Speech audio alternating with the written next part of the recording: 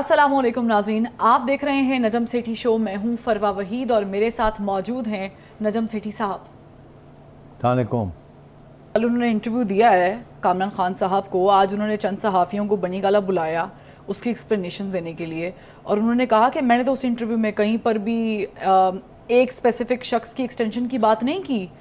तो उसकी तो इंटरप्रिटेशन जो कल तक आज तक निकल रही थी वो तो ये निकल रही थी कि एक्सटेंशन मिलने वाली है, लेकिन खान साहब तो उससे पीछे हट गए हैं उस बात से। तो मुझे बल्कि आपसे ही पूछना है, क्योंकि मुझे बड़ी कन्फ्यूजन हो रही है कि अगर वो डेफर नहीं करना, वो मौखर नहीं करना, तो फिर क्या कोई इतना बड़ा इदारा बगैर किसी सरबराह के चल सकता है, या कोई दूसरी इंटरप्रिटेशन है आपकी सेठी साहब? आप बता दें। मैंने सुना को फवाद चौधरी ने भी कोई बात की है। वो क्या फवाद चौधरी साहब तो बड़े खुश हो रहे हैं, वो कह रहे हैं कि खान साहब ने तो हल बता दिया है, जो अदम इस्तेहकाम है ना। यही तो फवाद क्या कह रहा है एग्जैक्टली मुझे बताएंगे। मैं सर आपको बताती हूँ कि फवाद चौधरी साहब ने आज क्या कहा है। फवाद चौधरी साहब ने कहा है कि इमरान खान ने कल मुल्क के सियासी मुस्तकबिल और जमहूरियत की बहाली की एक अमली फार्मूला जो है वो पेश कर दिया है। इस फार्मूले किसको पेश किया? अच्छा चलो, तो ज़रा उन्होंने ऑप्शन, जिन्होंने ऑप्शन उनको पेश किया, उन्होंने कहा इसके इस फार्मूले पर आगे बढ़ने की ज़रूरत है।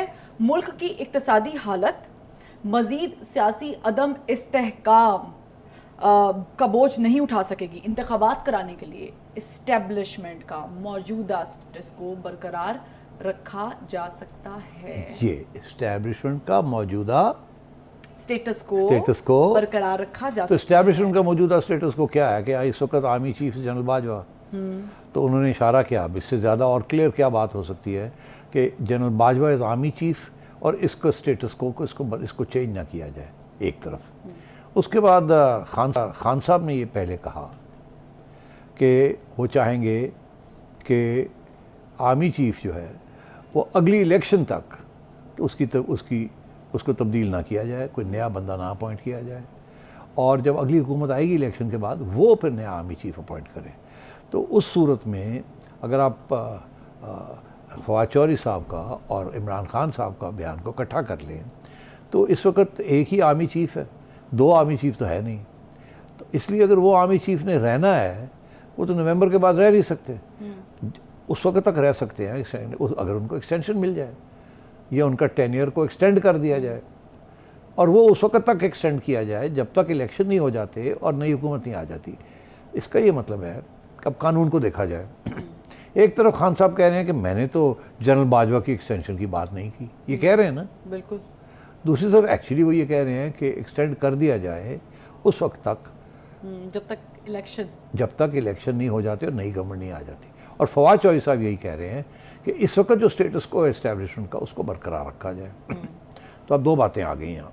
एक, जनरल बाजवा को एक्सटेंशन नहीं देनी, दूसरा ये कि हम ये नहीं कह रहे कि एक्सटेंशन दें, मगर हम ये ज़रूर कह रहे हैं कि उस वक्त तक के लिए आप एक्सटेंड कर दें इनका टेन्योर जब तक इलेक्शन नहीं हो जाते। अब मैं आपको बताता हूँ कानून क्या कहता है और ये क्या कह रहे हैं और क्यों कह रहे हैं। इसलिए पहली बात तो ये कानून ये कहता है, जो नया कानून बना है 2019 में, उसका जो सेक्शन 8B है जी, जिसका ताल्लुक है appointment of the chief of army staff, उसके बारे में 8B वो कहता है कि president on the advice of prime minister may appoint the chief of army staff for additional tenure of 3 years। कि बाजवा साहब के 3 साल पूरे हो गए जो उनकी अपॉइंटमेंट हुई थी, अब री अपॉइंटमेंट जब होनी है तो वो 3 साल के लिए होगी। हमेशा री अपॉइंटमेंट 1 साल 2 साल नहीं, पूरे 3 साल होती है। और फिर लिखा है उसके बाद कॉमा, और extend the tenure of the army chief up to 3 years। इसका मतलब और एक्सटेंड द टेन्योर, तो वो ये है कि अब री अपॉइंटमेंट तो हो गई, 3 साल पूरे होने जा रहे हैं नवंबर में। अब नवंबर के बाद भी आप उनको एक्सटेंड कर सकते हैं 1 दिन, 2 दिन, 10 दिन, अप टू 3 years। मगर कंडीशन ये है कि एक और क्लॉज है जो ये कहता है कि आप, वो है क्लॉज 8C, कि 64 years की उम्र तक आप बढ़ा सकते हैं। तो अब बाजवा साहब तो आराम से, अगर उनको चाहे गवर्नमेंट 61-62 उम्र है तो अगर उनकी 61-62 है तो वो 64 तक जा सकते हैं। तो और उससे कम पे भी, क्योंकि एक अपॉइंटमेंट एक री अपॉइंटमेंट 6 साल तो हो गए। अब आगे वो ज़रूरी नहीं है कि 3 साल के लिए एक्सटेंड हो सकते हैं, मगर 2 दिन के लिए भी हो सकते हैं। अगर री अपॉइंटमेंट होती तो वो पूरे 3 साल के लिए होती है, ना कम होती है ना ज़्यादा होती है। इसलिए ये बात जो है कि उसको एक्सटेंड किया जा रहा है, but only up to the point when Imran Khan कहता है कि पूरे 3 साल नहीं या पूरे 64 ईयर्स ऑफ उम्र तक नहीं, सिर्फ अगले 3-4-5 महीने के लिए। और साथ वो ये कह रहे हैं कि फ़ौरन इलेक्शन कॉल करें। तो अब बात क्या आई, इसका मतलब क्या है? एक तो ये कि वो अपने सपोर्टर्स को ये कह रहे हैं, क्योंकि उनके सपोर्टर्स ने तो जनरल बाजवा को टारगेट किया है, ट्रेंड्स निकाले हैं, जो कुछ कर सकते थे उन्होंने किया है। अब अगर खान साहब ऐसे लगे कि जनरल बाजवा को जप्पी डाल रहे हैं, तो उनके सारे सपोर्टर्स तो पागल हो जाएंगे। एक ही होया, हमें तो कहा गया था ये करो, हमने तो वो किया, और यहाँ तो बहुत सी बातें हो गई, और अब हमें ये कहा जा रहा है कि खान साहब जो है जनरल बाजवा को एक्सटेंशन दे रहे हैं। तो इसलिए खान साहब ये कह रहे हैं मैंने नहीं कहा कि मैं एक्सटेंशन दे रहा हूँ, मगर अब मजबूरी ये है कि ये लोग जो है ये गड़बड़ ना कर दें। इसलिए मैं चाहता हूँ कि स्टेटस को ही रहे, जब इलेक्शन हो जाए तो फिर उसके बाद जो नया प्राइम मिनिस्टर आएगा वो अपॉइंट करे। अब साथ ही साथ वो ये कह रहे हैं फॉरेन इलेक्शन कराओ, ताकि मैं आ जाऊं। ये नहीं कि आप इलेक्शन अभी ना कराएं और ये बैठे रहें। वो कह रहे हैं मार्च तक इलेक्शन और का फिर हामी नहीं हो। हाँ, तो अब उसके बाद वो ये कह रहे हैं फॉरेन इलेक्शन कराएं। उनका ये ख्याल है कि वो इतने पॉपुलर हैं कि अब वो ही आएंगे और कोई नहीं आएगा। और जब उस वक्त तक जनरल बाजवा बैठे होंगे, जब वो बन जाएंगे प्राइम मिनिस्टर, तो ये जो एक्सटेंड किया टेन्योर, इसकी लिमिटेड वायबिलिटी वैलिडिटी है। फिर मैं आके नया आर्मी चीफ बनाऊंगा 3 साल के लिए। तो इनको उतनी ही एक्सटेंशन दें। फॉर एग्जांपल, अगर फौरी तौर पे इस महीने या अगले महीने गवर्नमेंट चली जाती है, फेडरल गवर्नमेंट और बाकी गवर्नमेंट्स भी जो भी है, और उसके बाद इलेक्शन कॉल हो जाती है, तो इलेक्शन फिर इसका ये मतलब है कि जनवरी में होगी ना, अक्टूबर, नवंबर, दिसंबर, तो जनवरी में इलेक्शन होगी। अगर अक्टूबर के 15 तारीख को गवर्नमेंट चली जाती है, तो फिर उसके बाद 15 नवंबर, 15 दिसंबर, 15 जनवरी, तीन माह के अंदर अंदर इलेक्शन होने हैं। और अगर वो 20 को होती है तो 20 जनवरी, अगर एंड ऑफ अक्टूबर होती है तो एंड ऑफ जनवरी, और अगर नवंबर के पहले हफ्ते में ये जाते हैं और केयर टेकर्स आ जाते हैं तो फिर जाहिर है फरवरी में चली जाएगी। और साथ ही साथ उन्होंने ये कहा है कि मैं मार्च तक नहीं इंतज़ार करूंगा इलेक्शन की। बिल्कुल। तो इससे फिर ये समझ आई कि अगर तो ये मार्च तक इन्होंने जो कह दिया कट ऑफ डेट कि मार्च तक मैं नहीं इंतज़ार करूंगा, तो वो ये अब ये जिसके साथ आप लिंक करें कि वो कह रहे हैं कि मैं सितंबर में कॉल दूंगा, इसी महीने मैं अपनी आवाम को कॉल दूंगा कि चढ़ाई कर दो ताकि हम इलेक्शन को इनसे करवाऊँ मैं। इसका ये मतलब है, इनका इरादा ये है कि अक्टूबर में इस गवर्नमेंट की छुट्टी हो। अगर नहीं होती तो मैं करवा दूंगा, मैं आ जाऊंगा फिर बंदे लेके, लॉन्ग मार्च कर दूंगा, मैं डिस्टेबलाइज कर दूंगा, और ये फिर गवर्नमेंट नहीं बचेगी। तो फिर इससे इलेक्शन जनवरी में हो जाएगी। और उस वक्त तक स्टेटस को रहे, जनरल बाजवा ही रहे, नवंबर में केयर टेकर्स ना आके करें।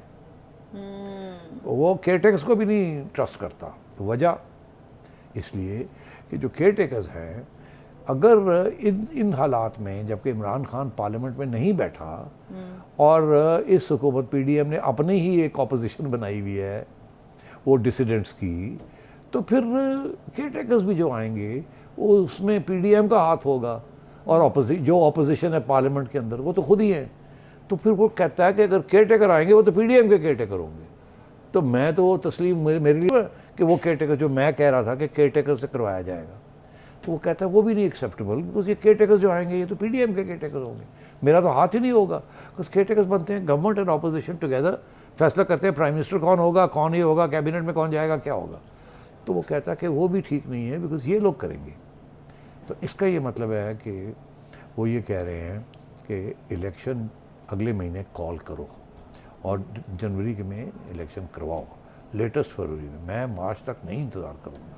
और साथ धमकी दे रहे हैं अगर आप नहीं करेंगे तो ये, तो बेसिकली ही सेइंग स्टेटस को ऑन द जनरल बाजवा वो रहे, केयर टेकर्स के ज़रिए ना करवाएं, कोई केयर टेकर्स तो इन्हीं के होंगे, इसलिए वो नहीं मैं मानता। और आप जब मैं आऊँगा जीत के तो मैं लगाऊँगा, ये इनकी पोजीशन है। अब उधर क्या पोजीशन है वो और बात है, वो भी डिस्कस कर सकते हैं। लेकिन जो दूसरे स्टेक होल्डर्स हैं, जिसमें गवर्नमेंट है, जिसमें बाकी लोग हैं, क्या वो इस पर रजामंद हो चुके हैं खान साहब की, ये जो खान साहब ने थ्योरी पेश की है इस थ्योरी पर? नहीं, देखिए मैंने क्या कहा था, जो मैंने कहा था वो अभी भी बरकरार है।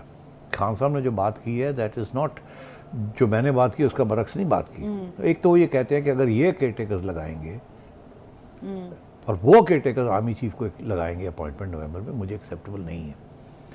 इसलिए मुझे वो एक्सेप्टेबल है कि अब जो मर्जी हो वो केयर टेकर्स न लगाएं, क्योंकि केयर टेकर्स इनके होंगे। मगर साथ साथ एक और चीज़ भी देखी जा रही है कि खान साहब जैसे कहते हैं ना, एग्जिट स्ट्रेटजी भी एक बनाई हुई है कि अगर ये नहीं मानते ये बात मेरी तो फिर मैं क्या करूं। फिर यही है कि इनको इजाज़त ना दी जाए कि केयर टेकर्स ये लगाएं, उसके लिए मेरा वापस पार्लियामेंट जाना ज़रूरी है।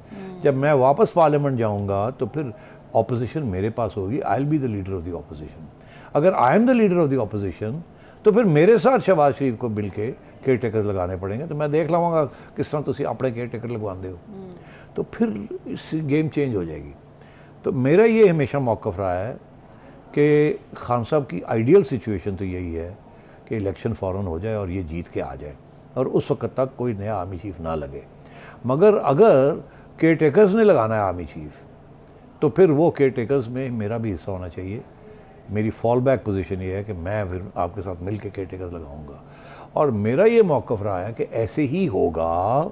ये जो फॉल बैक पोजीशन है ये एक्चुअल पोजीशन यहीं आएगी और फिर ये मिल के लगाएंगे आर्मी चीफ और उस मिल के लगाएंगे केयर टेकर्स, और ये इत्तेफाक से केयर टेकर्स भी और आर्मी चीफ की भी जो अपॉइंटमेंट है या एक्सटेंशन है जो भी है वो उसमें खान साहब, शहबाज शरीफ साहब, आसिफ जरदारी साहब, मौलाना साहब और आर्मी की high command specially general Bajwa, ये सब मिलकर ये फैसला करेंगे कि इस क्राइसिस से कैसे निकलना है। क्राइसिस से निकलने के दो ही कंडीशंस हैं, एक ये कि एक नए इलेक्शंस हों, दूसरा ये कि एक आर्मी चीफ आए। तो इसलिए इस पे ऊपर इत्तेफाक हो जाए कि अब कौन अगला आर्मी चीफ बनेगा, और वो उसी सूरत पे होगा कि जब आप पार्लियामेंट में बैठे होंगे तो ये होगी बात। तो मेरा ये मौक़िफ़ है, और आप देखिएगा अब रास्ते खुलेंगे इनके वापस पीटीआई के पार्लियामेंट जाने के। और आपने देखा फवाद चौधरी का बयान क्या था, वो कहता है कि अब इंस्टेबिलिटी नहीं हमने क्रिएट करनी बाय कॉन्फ्रंटेशन। क्या लफ्ज़ थे उनके, यही थे ना। बिल्कुल, वो कह रहे थे कि इक़्तिसादी हालत मज़ीद सियासी अदम इस्तेहकाम, उन्होंने ये कहा है कि बोझ बर्दाश्त नहीं कर सकती। तो अभी तो सिचुएशन इस्तेहकाम की चल रही है ना सियासी, तो इस ये अब ज़्यादा देर नहीं चल सकती। अब खान साहब भी इशारा कर रहे हैं कि मैं तैयार हूँ, अगर मेरी बात आप माने इलेक्शन के ऊपर तो मैं तैयार हूँ कि मैं वापस पार्लियामेंट आऊँगा और ये हम वहाँ बैठ के मशावरत करके इस्टेब्लिशमेंट बिहाइंड द सीन्स, और ऊपर से हम दोनों द गवर्नमेंट एंड अपोजिशन बैठ के। और आरिफ अलवी साहब ने ऑलरेडी आपको बता दिया है कि वो पुरुमीद हैं कि ये रास्ते खुलने वाले हैं, ये खुल रहे हैं, ये बातचीत हो रही है। तो ये सब कुछ जो हो रहा है, ये खान साहब जो इंटरव्यूज़ दे रहे हैं, जो बयानियाँ दे रहे हैं, ये खान साहब बिल्कुल सोच समझ के उस अंडरस्टैंडिंग के तहत ये कर रहे हैं। अब तकलीफ़ खान साहब को नहीं हो रही, उनके लिए तो रास्ते खुल रहे हैं। यहाँ एनालिस्ट कह रहे थे कि उनके लिए रास्ते बंद हो रहे हैं, रास्ते उनके लिए खुल रहे हैं, क्योंकि और मजबूरी है कि खोलने के बगैर काम नहीं चलेगा। मगर इसका ये मतलब नहीं है कि पीडीएम के लिए रास्ते बंद हो रहे हैं। मगर पीडीएम जो है वो इस वक्त परेशान है कि अगर खान साहब के लिए रास्ते खुल रहे हैं तो साढ़ा की होएगा।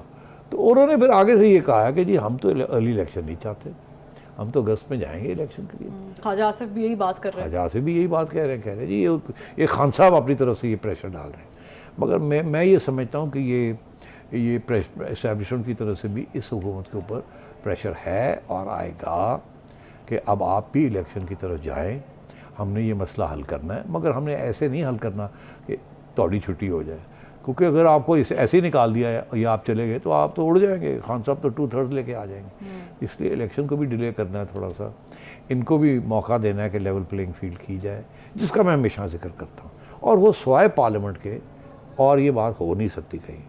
तो that is what I been saying, game उसी तरफ मूव कर रही है और अब खान साहब भी गेम के अंदर आ गए हैं। मगर उनका प्रॉब्लम ये है वो इतने आगे गए हुए थे इस गेम के ख़िलाफ़ कि अब वापस आना भी उनके लिए एक तरीके के साथ वापस आना पड़ेगा। कोई ऑनरेबल तरीका ढूंढा जाए जिसके साथ ऐसे लगे कि इन्होंने यू टर्न नहीं लिया मगर ये आगे बढ़ रहे हैं। तो दैट इज़ व्हाट खान साहब is trying to do right now. एक तरफ एक इंटरव्यू दे रहे हैं कामरान खान को, फिर स्पेशल जर्नलिस्ट को बुला के ग्रुप को जो कि जो कि सिंपैथेटिक हैं उनको समझाया कि इस तरीके से इसको बिल किया जाए। ये मैं नहीं यू टर्न ले रहा, अगर यू टर्न लेते हैं तो इनके साथी जो इन लोगों ने सारा कुछ ये किया वो तो पागल हो जाएंगे। ये होया कि सानू क्या कि पै जाओ तो आप पे दौड़ गए ने, आप पे जाके मुकमुका कर लिया ने। तो वो कहते हैं मैं मुकमुका नहीं कर रहा, मैं तो प्रोटेक्ट कर रहा हूँ अपने आप को। एक स्टेटस को मेंटेन कर रहा हूँ, बिकॉज ये सारे मिलके स्टेटस को हमारे खिलाफ चेंज करने जा रहे हैं, तो वो नहीं जा सकता। So this is what is trying to spin. फिर यहाँ पर सवाल ये है कि नून लीग ने जिस कंडीशंस में गवर्नमेंट ली थी, सबको मालूम था बड़ी क्रिटिकल है। नून लीग ने मेहनत भी की है, आईएमएफ का प्रोग्राम बहाल करना कोई छोटी मोटी बात नहीं थी, लेकिन अब जब एक जानिब नून लीग के अंदर से ये वाज़ेह आ रही थी कि इलेक्शन में चले जाओ, तब वो जा नहीं रहे थे। अब जब इलेक्शन में जाने की बात होगी तो क्या जो एक ग्रुप है उसका मौक़िफ़ नहीं सुना जाएगा? उनकी जो इनसिक्योरिटीज़ हैं उसको क्या मद्देनज़र रखा जा रहा है इस पूरे प्लान में? यही तो मैंने कहा कि इस वक्त मुस्लिम लीग के जो लोग हैं, जो बैठे हुए गवर्नमेंट में, वो कह रहे हैं कि हम कैसे उठ के चले जाएं, तो हमें कोई एश्योरेंस मिले, हमें कोई टाइम मिले ताकि हम कोई अपनी पॉपुलैरिटी रिस्टोर करें। तो क्या केयरटेकर गवर्नमेंट थोड़ा सा प्रोलॉन्ग कर सकती है? नहीं, ये अब वो और बात है, मगर खान साहब ने ये आपका सवाल का जवाब खान साहब ने दे दिया है कि ओए जनवरी तो के नहीं जाना, मार्च तक नहीं जाना, और उधर वो कहेंगे कि इसको अगस्त तक लेके चले, अगली हुकूमत अगस्त में आए। ये कह रहा है कि जनवरी में अगली हुकूमत आ जाए, या फरवरी से आगे नहीं जाना। तो ये इस वक्त कशमकश चल रही है और दोनों साइड्स अपनी अपने आर्ग्यूमेंट्स दे रहे हैं, और इवेंचुअली ये कैसे होगा, क्या होगा, वो फिर इस्टेब्लिशमेंट जो है वही फैसला करेगी कि इसको कहाँ तक लेके जाना और कैसे लेके जाना है। उधर से उनको भी साथ लेना है, इनको भी रिजेक्ट नहीं करना। तो this is where it is right now. और मैं ये समझता हूँ कि ये आरिफ अलवी साहब ने जो बात कही है कि वो पुरुमीद हैं, मैं भी पुरुमीद हूँ कि कुछ ना कुछ निकल आएगा, कोई बीच में से और रास्ते निकलने की कोशिश की जा रही है। इस वक्त खान साहब भी तैयार हो गए हैं रास्ता ढूंढने के लिए, मगर कंडीशंस बड़ी टफ़ हैं। इस्टेब्लिशमेंट भी तैयार है रास्ता ढूंढने के लिए, मगर जो नून लीग वाले हैं वो अब कह रहे हैं कि ये जो ऐसे लग रहा है कि ये खान साहब के लिए रास्ते बनाए जा रहे हैं, तो हमें क्या मिलेगा इसमें से, हम उड़ तो नहीं जाएंगे। तो वो अब थोड़ा सा अटके हुए हैं, वो अड़ जाएंगे, अब वो भी अपनी टर्म्स बनवाएंगे। तो अब किस स्टेज पे जाके सेटलमेंट होती है और कैसे होती है, we have to wait and see. और ये मैं समझता हूँ कि खान साहब ने आखिरी गेंद जो खेला है, अब उसका मैं इशारा दे दूँ, फिर मुझे पता है कि आप 20 मिनट हो गए हैं और आप जल्दी से ख़त्म करना चाह रही हैं, तो अगर आप चाहें तो अगले सेक्शन में आपको बता दूं कि खान साहब ने जो ऐसा यॉर्कर मारा है कि वो कैसे खेला जाएगा अगले सेक्शन में। बिल्कुल, वो यॉर्कर का भी पूछेंगे, लेकिन अभी तक सेठ साहब मुझे तो ये लग रहा है कि खान साहब बहुत ऊपर से आ रहे हैं, बाजी उनकी बहुत हैवी है क्योंकि उनकी ज़्यादा सुनी जा रही है। एक ब्रेक, और ब्रेक के बाद क्या लाडला वाकई दोबारा लाडला होगा या नहीं?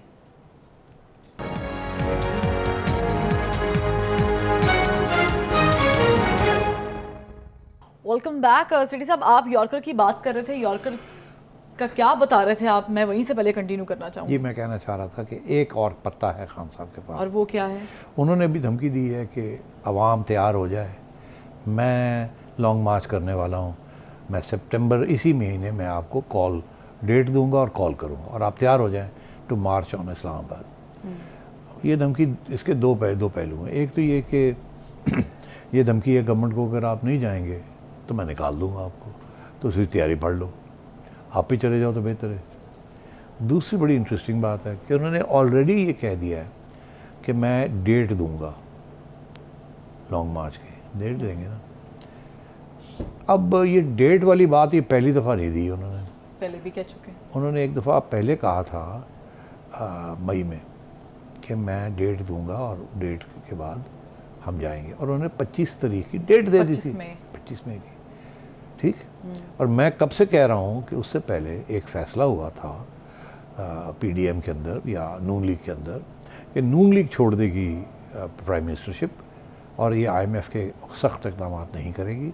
अगर जरदारी साहब ने करना है तो कर लें, अगर मौलाना ने करना है तो कर लें, हम अलहदा हो जाएंगे। और शहबाज शरीफ साहब ने तैयारी की हुई थी स्पीच करने की, मगर जब ये ऐलान आ गया खान साहब का कि हम आ रहे हैं तो आप निकलो, तो क्योंकि ये उनकी स्पीच से पहले आ गया था, तो फिर ये सोचा गया कि अब अगर हम चले जाते हैं तो ऐसे लगेगा हम भाग गए, डर गए, और खान दंदनाएगा मैं कड़ता, मेरी एक आवाज़ ही काफ़ी सी, मैंने छुट्टी करा, दौड़ गए।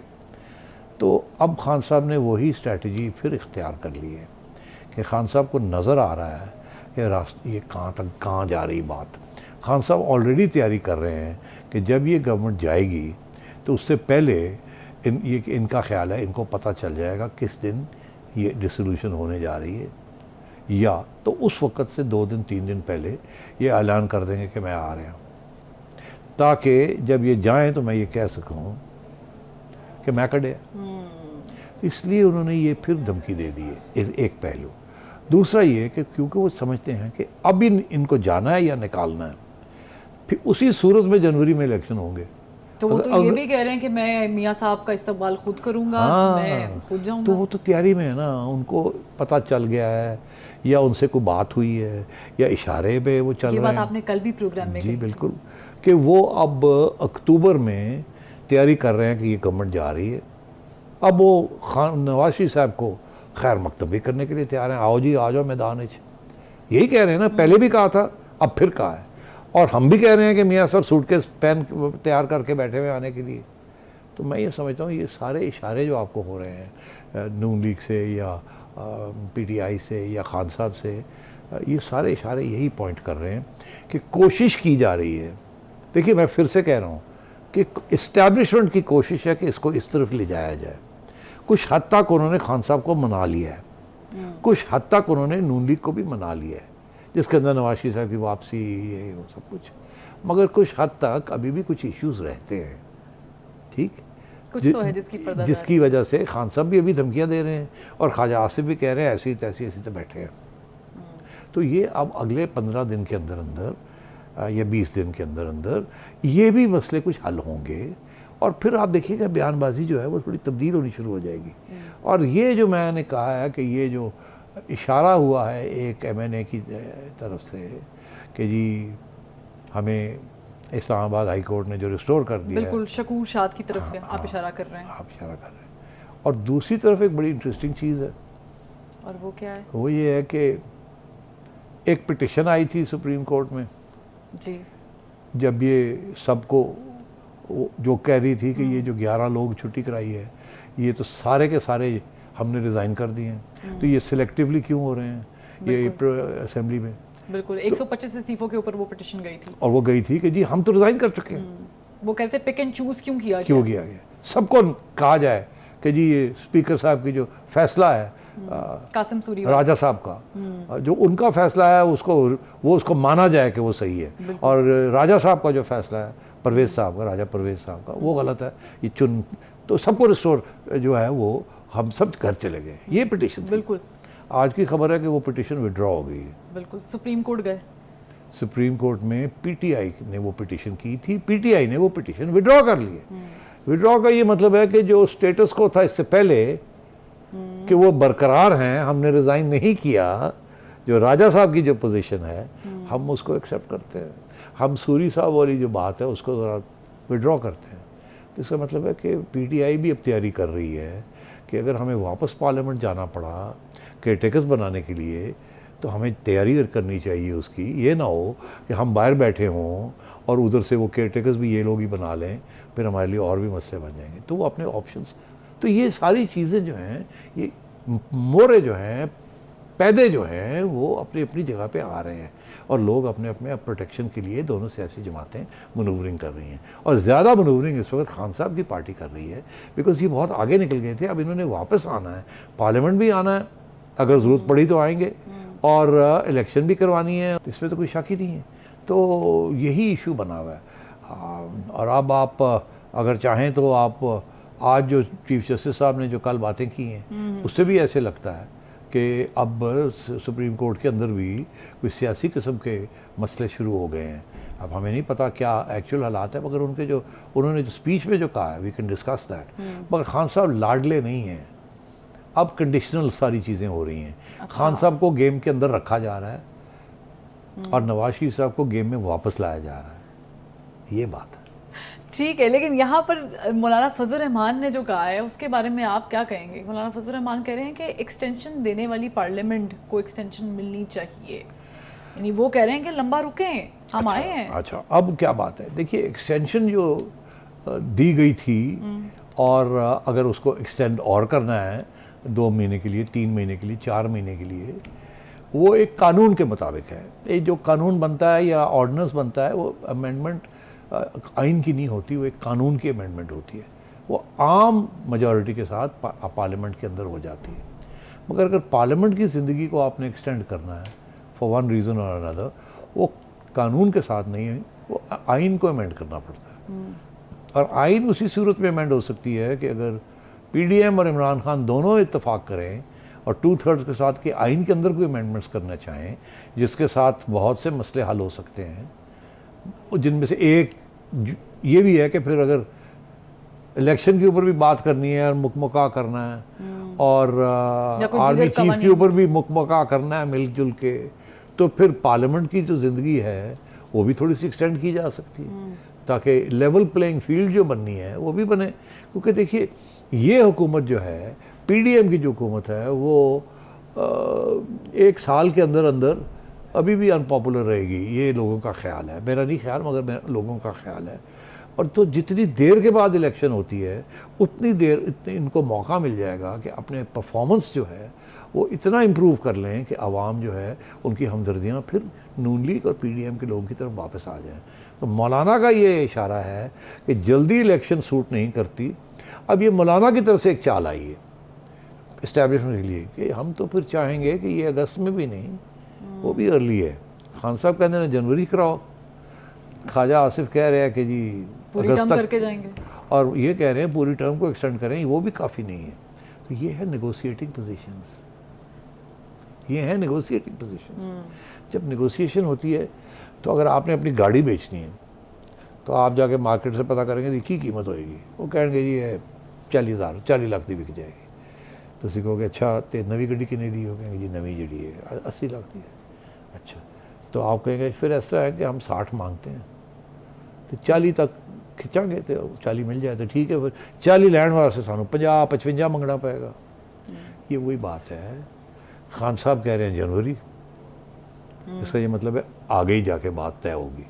वो कह रहे हैं अगस्त और वो कह रहे हैं अगस्त से भी आगे, तो इसका ये मतलब है दरमियान में कहीं जाके कोई सेटलमेंट हो सकती है। डिमांड हमेशा ज़्यादा की जाती है, सेटलमेंट उससे कम पे होती है। सेटलमेंट वहाँ होती है जहाँ हर पार्टी जो है वो सब समझते हैं कि हमें कुछ मिल गया है। ये नहीं कि सारा फरवा ही ले गई, कोई सेठी ने भी कुछ मिला है तो फरवा ने भी कुछ मिला है, उसको भी कॉम्प्रोमाइज़ करना पड़ा तो मुझे भी कॉम्प्रोमाइज़ करना पड़ा। उसके लिए दोनों डिमांड्स बड़े हाई करते हैं, फिर पीछे आते हैं। वो जो नीचे आते हैं उसमें वक्त लगता है, मीटिंग्स होती हैं, ब्रेकडाउन होता है, फिर वापस आते हैं। ये आपने देखा कितना अरसा लगा अमेरिकनों को तालिबान के साथ निगोशिएट करते और आखिर में आके वो भी नहीं हो सका उनसे। तो यहाँ भी ये निगोशिएशन मेरे मुताबिक बिहाइंड द सीन्स शुरू हो चुकी है और ये अब चलेगी कम से कम 1-1.5 महीना, ये 1 महीना चलेगी और 1.5 महीना भी हो सकता है, फिर जाके कोई सूरत नज़र आएगी। और ये खुफिया तौर पे ही होगी, ये ओपनली नहीं होगी और बिहाइंड द सीन्स होगी। और फिर जिस दिन इमरान खान पार्लियामेंट में चले गए तो आप समझिएगा कि वो हो गया सब कुछ, तय हो गया सब कुछ। तो फिर मैं और पार्लियामेंट के ज़रिए उसके ऊपर मोहर लगवानी है। तो अब अगर पार्लियामेंट में ये नहीं जाते, इसका मतलब है कि ब्रेक डाउन हो गया सब कुछ और खान साहब अब वापस धमकियों की तरफ आ रहे हैं। तो हमने देखना ये है कि ब्रेक थ्रू हो जाएगा, इस्टेब्लिशमेंट करवा लेगी अगले 1.5 महीने के अंदर अंदर, महीने 1.5 में, या नहीं कर पाएगी, या खान साहब नहीं कुछ बात मानेंगे या पीडीएम नहीं कोई बात मानेगी, तो फिर इस्टेब्लिशमेंट को कोई और पत्ते चलने पड़ेंगे। ठीक है सेठी साहब, आपने कहा था कि नवंबर क्रूशल है, लेकिन नवंबर से पहले भी मामला बहुत ज़्यादा क्रूशल हैं। तो यहाँ पर एक ब्रेक ले लेते हैं, ब्रेक से वापसी पर मजीद तज्जिया, हमारे साथ रहिएगा।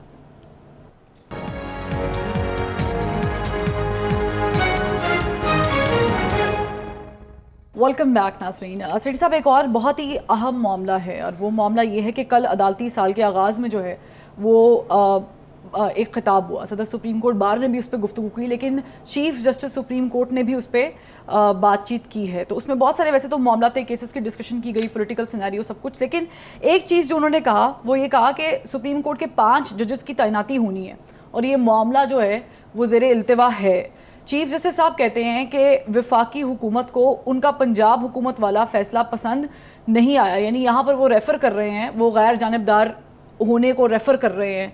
और फिर उन्होंने कहा कि जिसकी वजह से हुकूमती अहदेदारों ने जजेस की तैनाती के मामले पर खिलाफ वोट डाला। उन्होंने खुलकर अपना मौक़िफ़ यहाँ पर बयान कर दिया है और हुकूमत को तनकीद का निशाना बनाया है। अब ऐसे में ज़ाहिर है बहुत सारे सवालात खड़े हो जाते हैं। फुल कोर्ट का मुतालबा किया गया था, वो बात नहीं मानी, यहाँ पर वो कह रहे हैं कि उसके ख़िलाफ़ इस वजह से इसके ख़िलाफ़ क्योंकि हमने बात की तो उन्होंने वोट दिया। आप इस मामले को कैसे देख रहे हैं? देखिए, बड़ी सीधी सी बात है, वो क्या बड़े सिंपल लफ्ज़ में वो ये कह रहे हैं कि जब मामला था पंजाब हुकूमत के बारे में और डिप्टी स्पीकर की जो जजमेंट थी दोस्त मोहम्मद उसको जब 3 मेंबर बेंच ने ओवरटर्न किया, तो उस वक्त bar association, supreme court bar और हुकूमत का ये मौक़िफ़ था कि फुल बेंच बनाया जाए। ये बहुत अहम मामला है, इसको फुल बेंच बनाया जाए। बेसिकली वो ये कह रहे थे कि ये 3 मेंबर बेंच जो है हमें एतमाद नहीं है इस पर, ये वो कह रहे थे। हमें ये बहुत अहम मामला है, इसको बड़ा पूरा फुल कोर्ट मतलब 5 या 7 बनाए जाएँ। फुल कोर्ट का बाय द वे ये नहीं मतलब होता कि 17 के 17 हों। फुल कोर्ट का ये मतलब होता है 5 से ज़्यादा 7 भी हो सकते हैं, एंड सो, मगर ये 3 इज़ नॉट गुड इनफ। और उस वक़्त ये उनकी जो दरख्वास्त थी रिजेक्ट कर दी थी ये 3 मेंबर बेंच ने कि नहीं हम फुल कोर्ट ही बनाएंगे, हम ही सुनेंगे। और उसके बाद पंजाब हुकूमत, हमज़ा की हुकूमत और सुप्रीम कोर्ट बार की जो रिक्वेस्ट थी उसके ख़िलाफ़ फैसला दे दिया और इनको रिस्टोर कर दिया, उनकी छुट्टी हो गई। अच्छा, ये वहाँ पहले ही एक मसला था जो कि जिसकी वजह से ये डिमांड थी, वो ये था कि दोस्त मोहम्मद साहब ने जो बात जब की थी तो उन्होंने उस फैसले का हवाला दिया था जिसके तहत वो सूरी साहब का जो ऊपर फैसला आया था 63 वाला कि जी उसके तहत ये सारे जो हैं ये अब मसला हल हो गया और मैं उसका सहारा ले रहा हूँ। हालांकि उस वक़्त जब ये हुआ था तो वो पूरा फैसला अभी तक आया ही नहीं था, एक शॉर्ट ऑर्डर के ज़रिए आया था।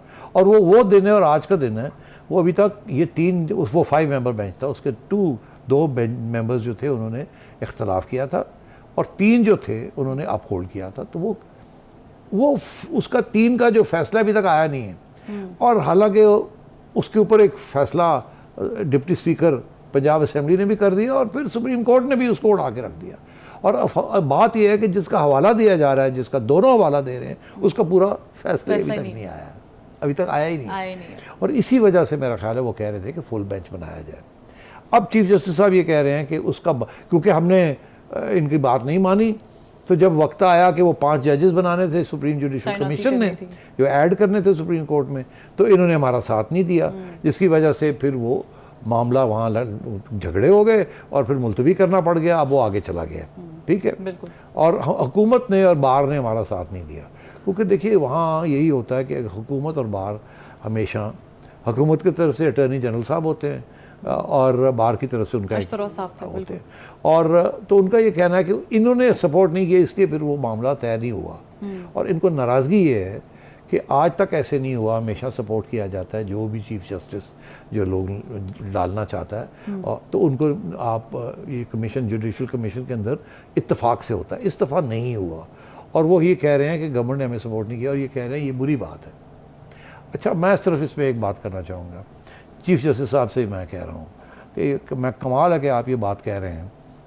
आपने जो 5 जजेस उठाए थे, आपके अंदर सुप्रीम कोर्ट के अंदर इत्तेफाक नहीं था। जस्टिस फैज़ ईसा ने और एक और साहब थे जजेस ने, उन्होंने ऑलरेडी ऑब्जेक्शन रेज कर दिया था और बड़ा स्ट्रॉन्ग ऑब्जेक्शन किया था। तो गवर्नमेंट होती या ना होती, जो डिवीज़न थी वो तो आपके अंदर थी। तो आप अपने घर में मेहरबानी करके देखें वहाँ क्या हो रहा है और ये गवर्नमेंट के ऊपर मत डालें। और अब मैं आपको बता दूँ जो मेरी चिड़िया की खबर है, वो क्या है? वो ये है कि ये चीफ जस्टिस साहब ने जो बात की है सुप्रीम कोर्ट के जो जजेस को पसंद नहीं आई। बहुत से जजेस हैं उनको ये बात पसंद नहीं आई और मेरा ख्याल है कि और भी डिविजन्स अब सुप्रीम कोर्ट में होंगी। वहाँ ये है कि ये क्या इन्होंने बात कर दी है, ये बात पसंद नहीं की गई चीफ जस्टिस साहब की। ये चीफ जस्टिस साहब की बात हुकूमत नापसंद करे, बार नापसंद करे, मगर आपके अगर फेलो ब्रदर जजेस जो हैं वो आपकी ये बात नहीं पसंद कर रहे, तो फिर इसका मतलब है वो डिवीज़न बढ़ जाएगी। तो इससे तो मामला और ज़ेर-ए-इल्तवा तो मैं ये समझता हूँ कि ये गैर मुनासिब बात की है चीफ जस्टिस साहब ने, ऐसी बात नहीं करनी चाहिए थी। He should have swallowed his pride and united his court and done the fair thing. ये पैकिंग, इसके ऊपर इल्ज़ाम यही था ना, you are packing the court, जिसके जो भी मतलब होता है वो आप समझते हैं। हालांकि मैं नहीं समझता कि he is a man of integrity. आज का जो तज्जिया था वो यकीनन हमारे देखने वालों ने और सुनने वालों ने बड़ा गौर गौस किया होगा उस चीज़ पे, क्योंकि बहुत सारे मामला थे जिस पर सिटी साहब ने रोशनी डाली है। बहरहाल फीडबैक ज़रूर दीजिएगा। फरवा वहीद को नजम सिटी शो से इजाज़त दीजिए, फिर मुलाकात होगी। अल्लाह हाफ़िज़।